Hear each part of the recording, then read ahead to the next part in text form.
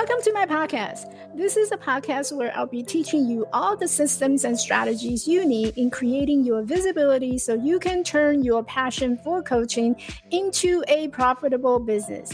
I'm your host, Michelle Quay. I am a visibility coach, content and email marketing strategist, international speaker, and author, as well as the founder of Elevate Life Coaching. Let's just say that I know a few things about overcoming seemingly impossible obstacles in life and in business. I'm on a mission to be the champion that helps you to get to the top of your mountain, one courageous step at a time. Welcome to the show.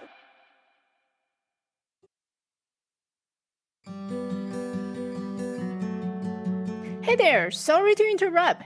What is your storytelling superpower that builds trust, authority, and attracts so many clients in your coaching business?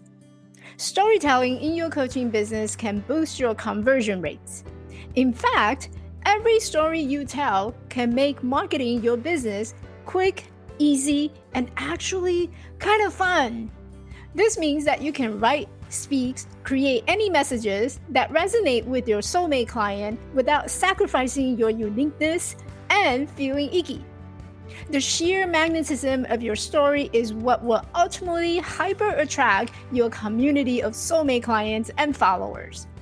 You really can get paid for who you are and not just what you do. Ready to find out your happy ending? Head over to quiz.braveyourbrand.com to find out what storytelling superpower you have in your coaching business. Have you wake up in the morning and just look into the mirror and wondering, who the heck is that?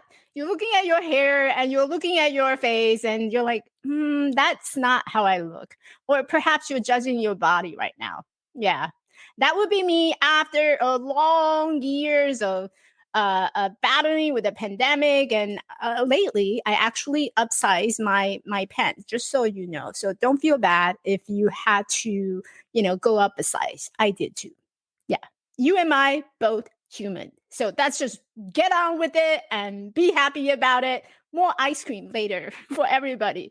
If you are joining me live, then go ahead and drop me a taco and just say hello to me. I would love to hear, to let me know that you are here watching. Today, we are going to talk about the saboteur that we all have inside of us. I have Ms. Marilyn Rose, who is a transitional coach, leadership coach, and mentor coach for leaders around the world who have recommitted to bringing their hearts and higher vision to the forefront of their life and work. She is dedicated to support individuals, coaches, and teams to reach and sustain their highest possible level of excellency while achieving success and happiness in all areas of life. Marilyn's specialty lies in the areas of human potential, emotional management, leadership, and mastery by supporting her clients uncover and shift any blind spots standing in their way of their trusted self and potential. She is a proud mom of 2 sets of twin boys, aged 24 and 27, loves the beach, coaching, coffee, and people. She's one of my people. If you love coffee and taco, again, say hello, drop a taco for me. If you love coffee and taco, you are my people. So just say hello. Today, we are going to get to know our saboteur. So without further ado, let's bring on Marilyn, who's going to share with us her saboteur. Hi, Michelle. Hi, good morning, Marilyn. So great to be here. Good morning to you on the Pacific Coast. And here I am in New Jersey at noon. So welcome, everybody. And I'm so excited to be here. And did you bring coffee with you? I did. You, I don't you even usually had a have sip. I don't usually have a noon coffee. I might have a little iced latte at the pool or something. But just because it was called Coffee Talk, Michelle, I had to make my cup of coffee. And I appreciate that because coffee is definitely one of my things. And I keep telling people that if you don't love coffee, we need to talk because everybody should love coffee. Coffee is something that you go to like every morning, right? If we start having a conversation just about coffee, can you imagine what the world would look like, right? Absolutely. And we learned a lot just about alignment. And so, yeah, coffee does. There's something, right? When we describe ourselves, I know coffee is people look at me and they think coffee because I do have my cup of coffee. So, anyway, we have that in common for sure and so much more. I think one of the things about coffee is that when you go to a coffee shop, it's very conversational. It's people tend to be relaxing, and there's a lot of deep, meaningful conversation that I have found just through meeting someone at a coffee shop, like waiting in the line. And there's a lot of beautiful stories around that. But today I have a couple of rapid firing, so I hope you're ready because I know my audience would love to get to know you. The way that we connected was through iPad coaching. And I remember back when I was still a student, you were like this beautiful, amazing mentor coach I see all the time who's on like social media and your headshot is always there. And I'm like, who is this woman? Let me go find out who she is. Come to find out, I felt the same way about you, seeing you. And then we met. Who is she? So I know my audience would love to get to know you more. So I hope you're ready for some rapid firing questions. We'll see, Michelle. It's noon here, so I'm past your morning. Let's go. What is your favorite season? Summer. What is your favorite animal?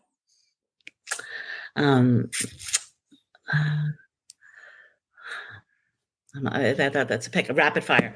Let's just say horses.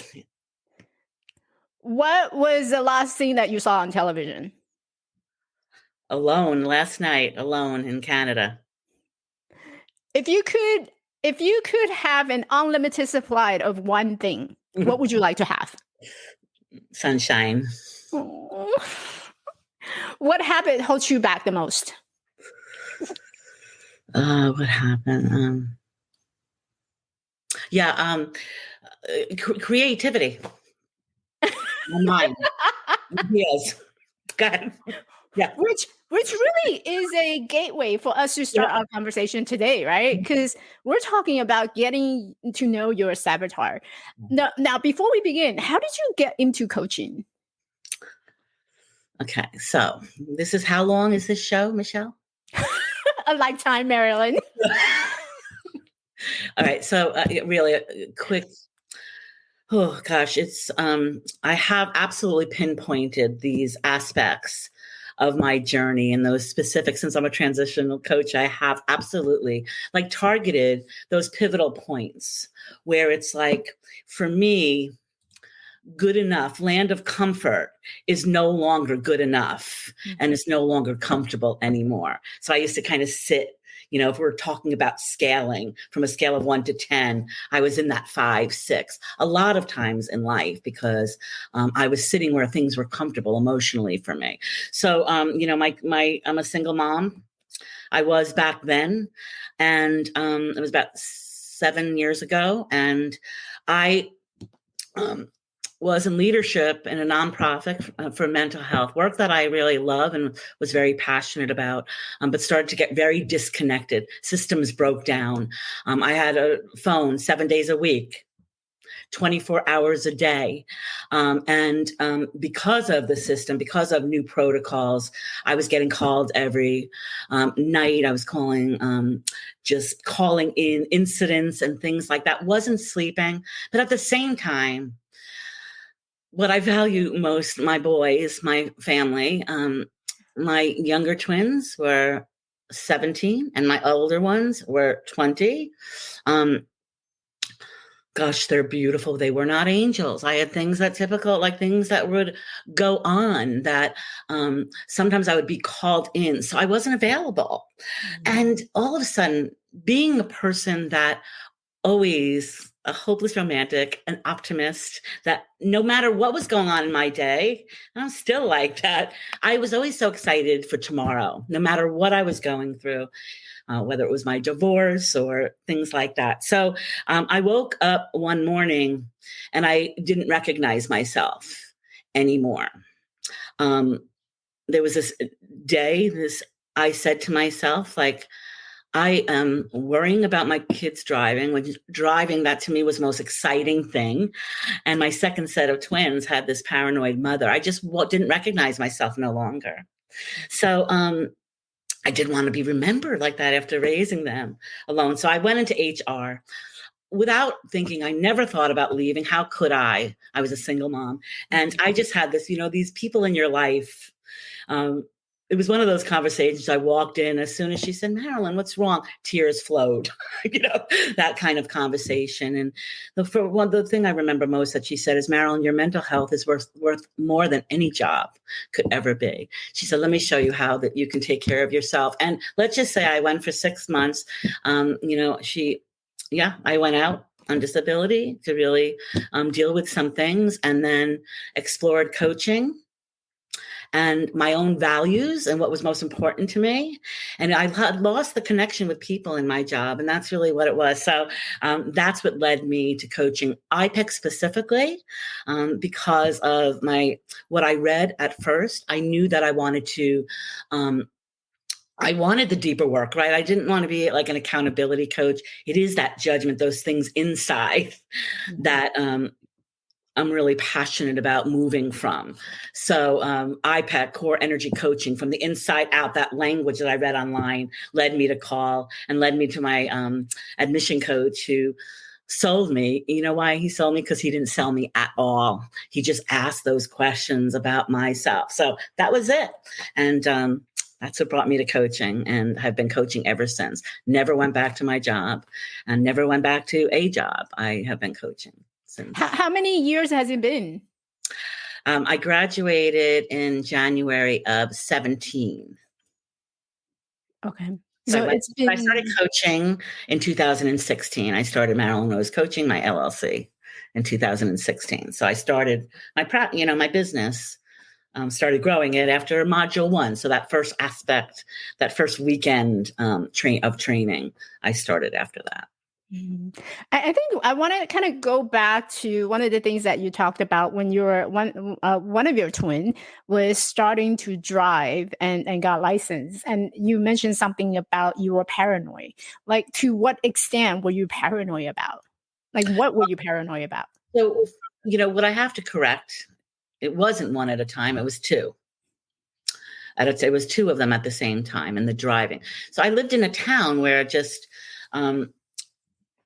everybody was stopped. It's a small little town, like somewhere else. So they were just stopping all kids. So every ticket, raising my kids alone, finances were always an issue. I think at that point, my insurance was up to $12,000 with the, they were paying me from their jobs, but still, I was paying the bulk. So any ticket, anybody knows, especially from Jersey, that insurance skyrockets. So that's where, it was this money thing. It was not really about them driving. It was all the fears that was underneath it. Just like the coffee, and you said, it's not the coffee, it's not the thing, it's the thing behind it. And there was so much behind my own fear, fear of being able to provide for them, fear of arrests. Because my kids were going through, things like that took away what normally would have been really exciting, and then just kind of drained energy, as opposed to being able to celebrate it. And that's when I knew something had to change. And that was that point, because I didn't recognize those things about myself that caused me to really push on them in ways that I hadn't before. I love what you said about it wasn't just like the big thing about getting into the car or having a car accident. It was a small thing like getting a ticket, and the first thing that came through your mind was like, how am I going to afford this? I'm a single parent raising 2 kids. How do I actually afford this? And they were expensive. And so I think for a lot of people, they don't recognize that this is what's going on. And so there's an analogy I love using is that it almost feels like the fish in the water, right? The fish in the water is a very normal thing, and the fish feel happy in the water. But when you tell the fish that it's not just the water, you're actually in ocean, to a fish, that's like, whoa, wait, what? I thought water is just water.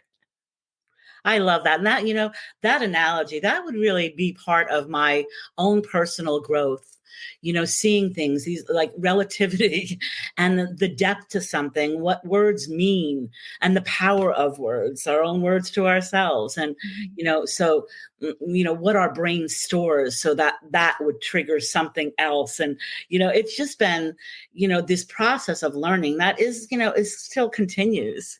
And one of the things that has really helped is, even with my boys, and I know they're appreciative, is, I look at them like who am I to expect them to have arrived, when at 52, and that's when I went to IPAC and started this journey. At 52, I am literally just uncovering the most powerful, life-changing things about myself, and starting to really accept the process and started to accept challenges and problems as, wait a minute, that might be the very challenge that's going to lead them closer to their own dream. So it's very much synonymous with coaching. It doesn't change for me, those strategies and coaching with my clients, and then just what draws and what deepens relationships everywhere else. I love that. I love that. And I, it's interesting. What's coming up for me is, it almost sounds so easy. At 52, you started your coaching business, and here you are. You just after Mod 1, you're getting your clients. How easy was it really, truly for you to start this whole new business? Thank you for saying that. Yeah, because when I said I started, I paid for my LLC after Mod 1. Right. That's what I did, right? I was so, because really my vision, I used to tell people that I was going to school because I finished my assignments and everything, but that's because I had left my job. I sold my house and moved into my parents' house so that I had that time to be, so anyway, my mission, my goal was in 6 months, because that's what I had. That was the goal. Up to 6 months, if I couldn't sustain anything, I would, get a part-time job, which is okay. No problem. So yeah, it didn't happen like that. When I say I started my business, what I really did was I started coaching. So whether it was $1, because that for me, embodiment of what I learned, and that's still who I am, right? Embodying things, the things that are meaningful to me, anything I learn that inspires change within myself, and I know, is a great tool for the clients I work with. It's about practicing on myself, becoming myself, so things flow from me. So yeah, so for me, coaching went on a referral site, and I didn't get hired a lot. I didn't have I wasn't certified yet. I wasn't credentials yet. But the practice of even seeing a statement and then writing back, because you had 300 characters, which was a real short amount of writing to respond. So I was so open because of all that I had already learned about judgment, about process, that for me, even in the struggles, I just knew that they were beneficial to me, that it all was. And that's one of the things about judgment that had changed so much. And how did the saboteur showed up for you during that time? During that time, well, so very unconsciously, there were things about my learning where it's like, I just don't do those things. I don't do numbers. So, I'm time for it today, but I have those experiences that I've identified as those moments where I created these protections, because our brain just wants to protect us. And, back then, we're so resilient that without coping skills, we don't, when we're younger, we just don't have the capability yet. We're not developed. So it makes perfect sense when we're conscious enough to know what embarrassment means, because people start laughing, and then, okay, then I won't raise my hand. Then I'll never raise my hand in math again. And then I just don't do math. And then in our adulthood, we carry that in as a part of who we are. But what was uncovered, it's not who I am at all, that I can actually learn what I want to learn. It's just, how do I learn? What's most important to me? Because, even the hardest thing that, I might really struggle with, I can do if it's something I really want. So engagement became really important. So yeah, I just kind of learned, that separation of what I became and how I identified myself as these beliefs that were not really me, So then I started kind of creating and building life in my business, So when I saw numbers, it's like, okay, how can I learn about taxes? How can I learn about quarterly? I'm still not there all the way. I get a little something when tax season comes. I don't love it. It hasn't been one of my, organizational best suits, keeping everything so neat and perfect. So I'm growing in that area still. But yeah, I can do it. The computer, the business, being a business owner, I didn't know about business, but I embraced the process and I allowed myself space to grow. So it takes time. It really does. And every time when people say, like, what would you tell your younger coach self? And, or what would you do differently? And I really, my truest answer to that, I wouldn't do anything differently, because it really has been through my struggle that my saboteur has lost power. The computer, it freaked me out.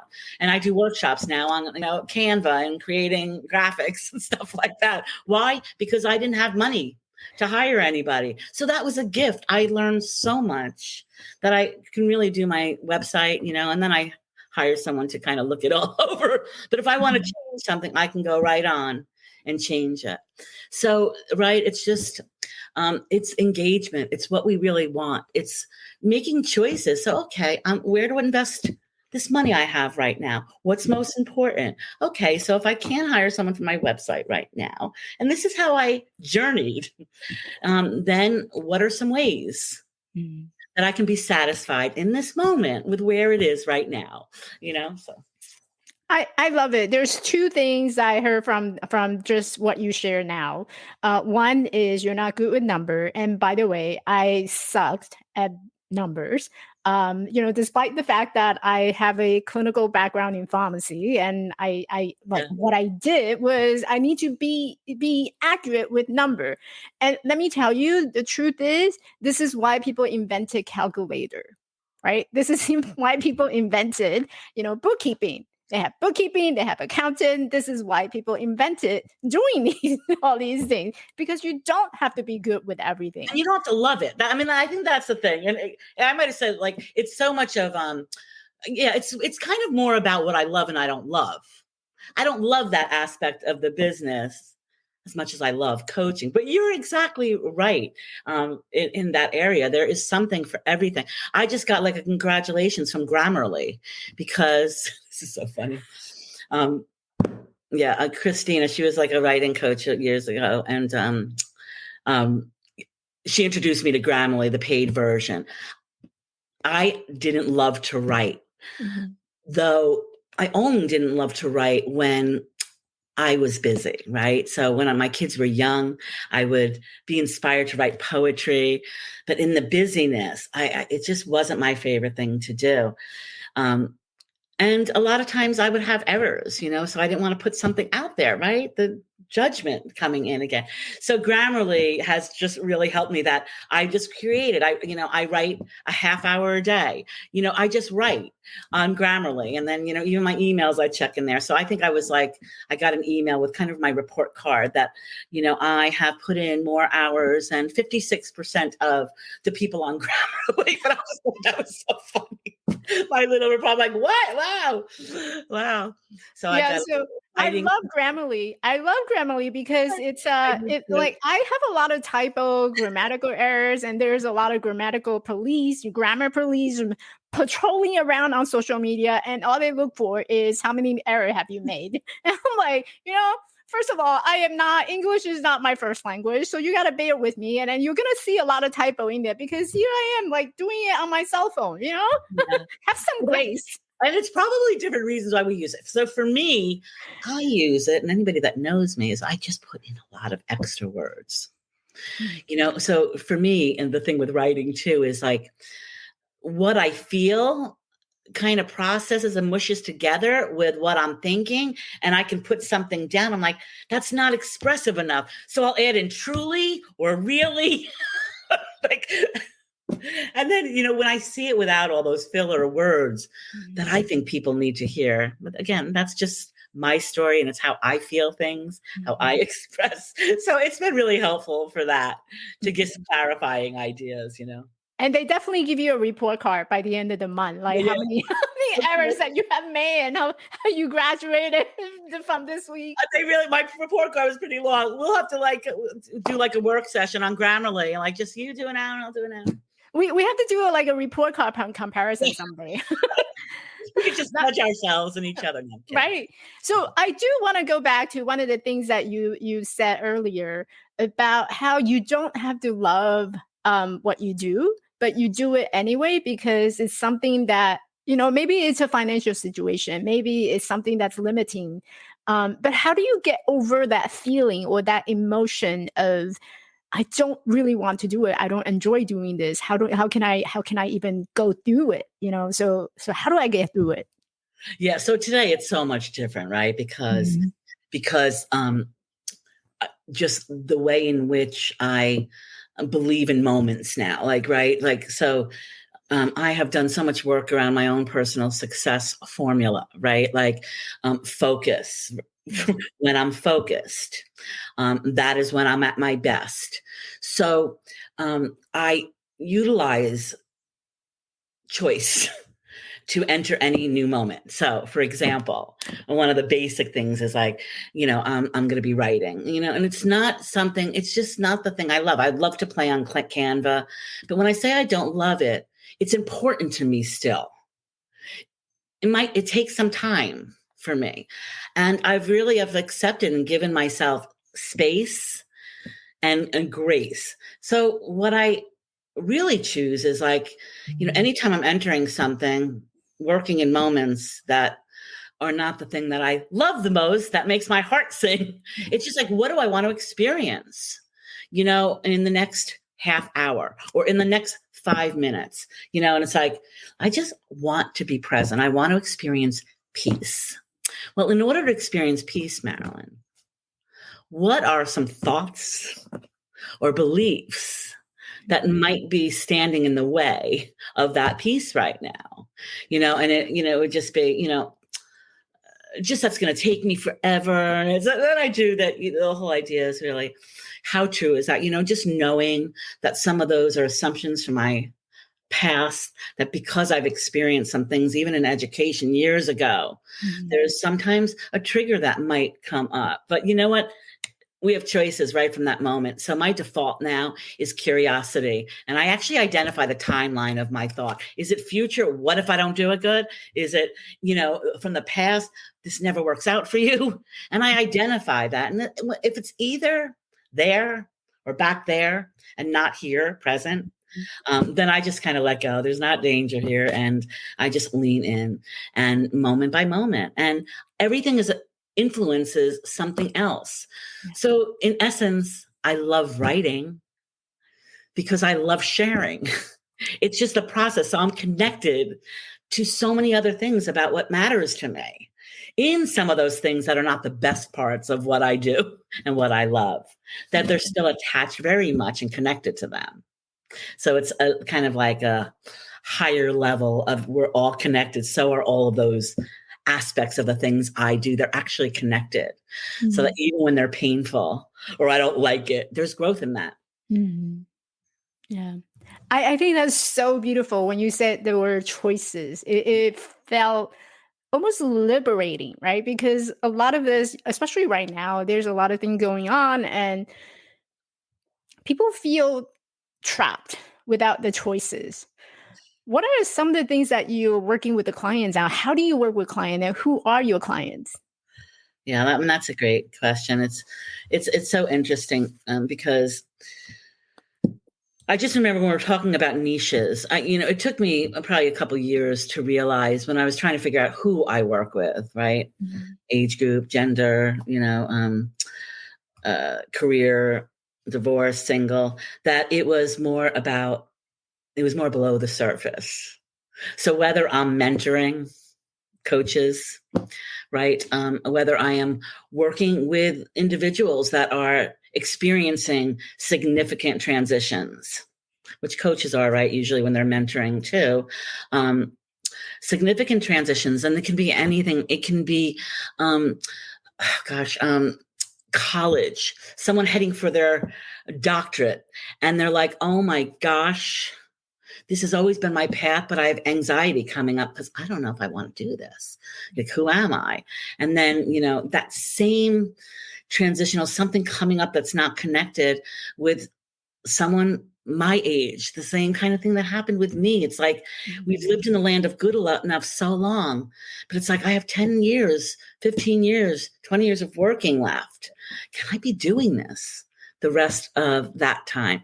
So sometimes it's like things that we value. Many people don't know what that really is because we're just getting by. So many of us in this world today are really just getting by. It's pretty demanding times that we have lived in and are living in.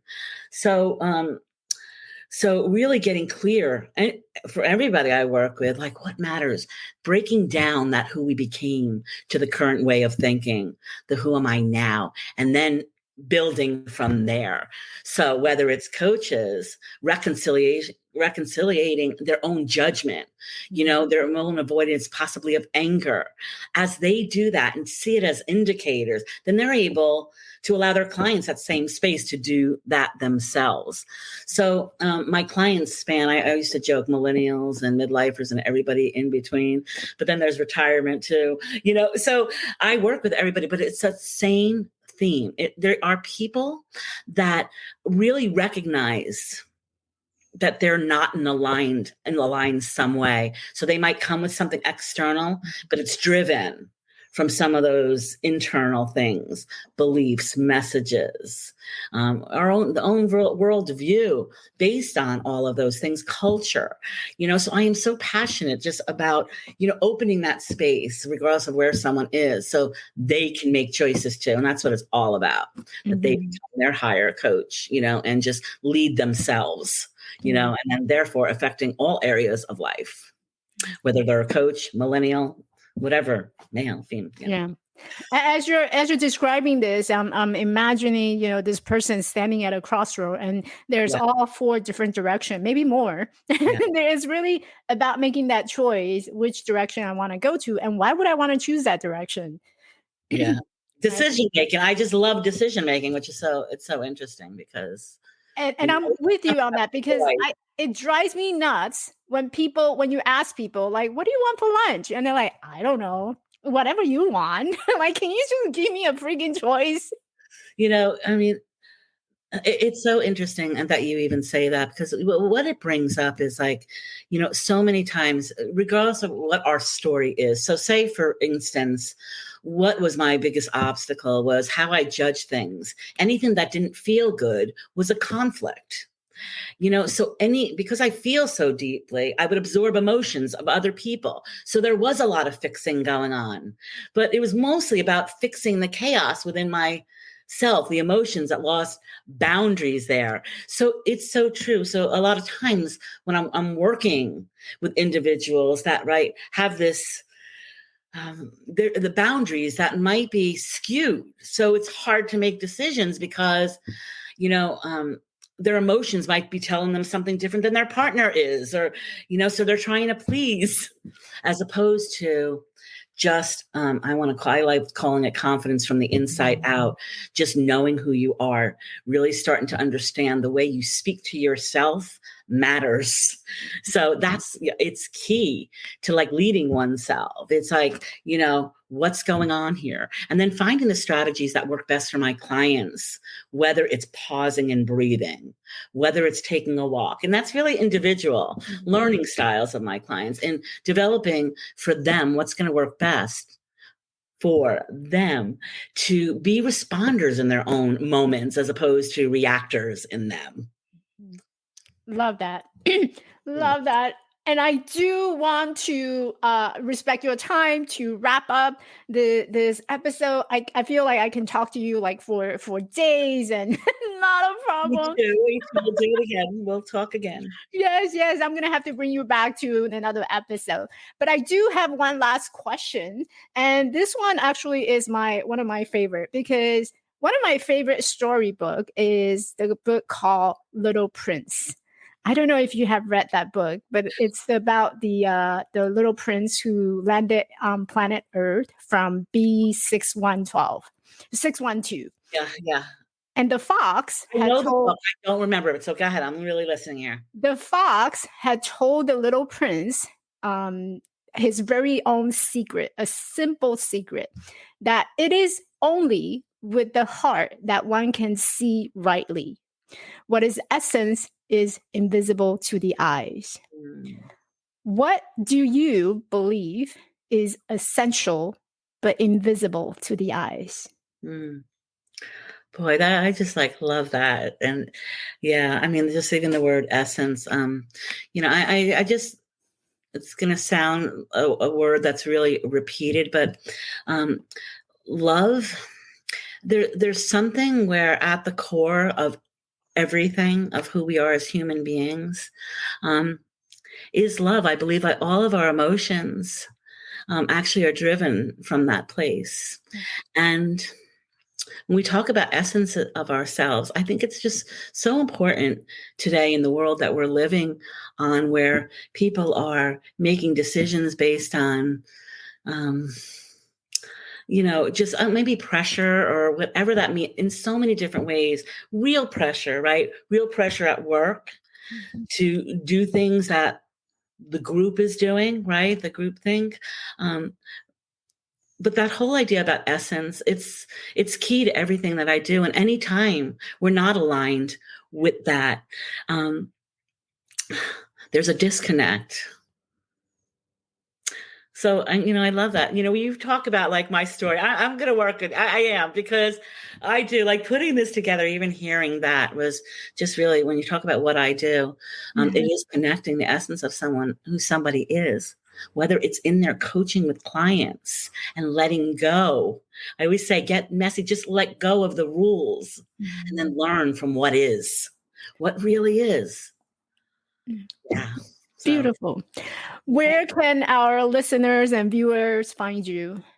Yeah. So, gosh, my website is a great place to start, just to read a little bit more about me and to learn about who I am, and to kind of even deeper than this. More deeper, answer some questions you might not have got in here. So just head to the homepage.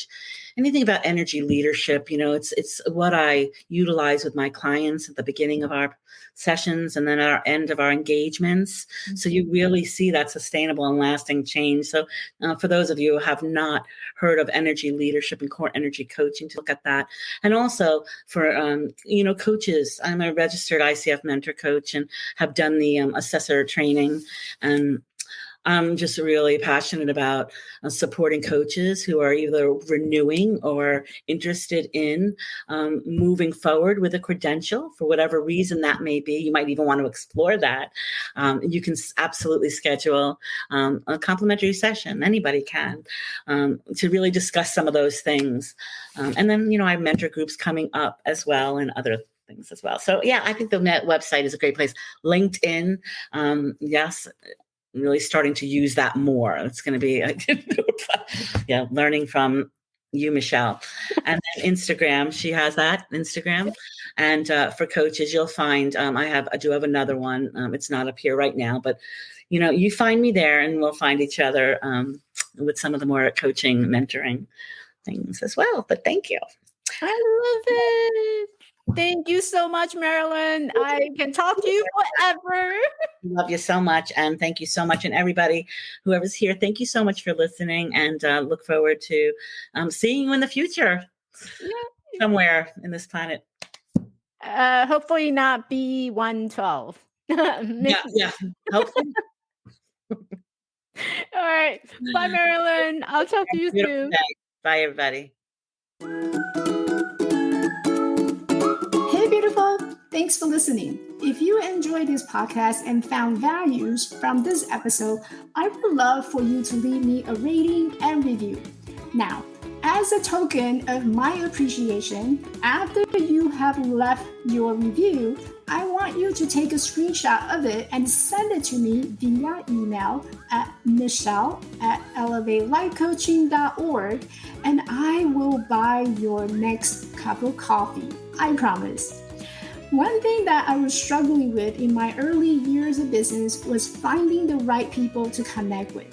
It feels like you are on this entrepreneur journey on your own. Sometimes we all just need friends who can share our dreams and goals, and who can relate to us what we're going through as we grow our business together.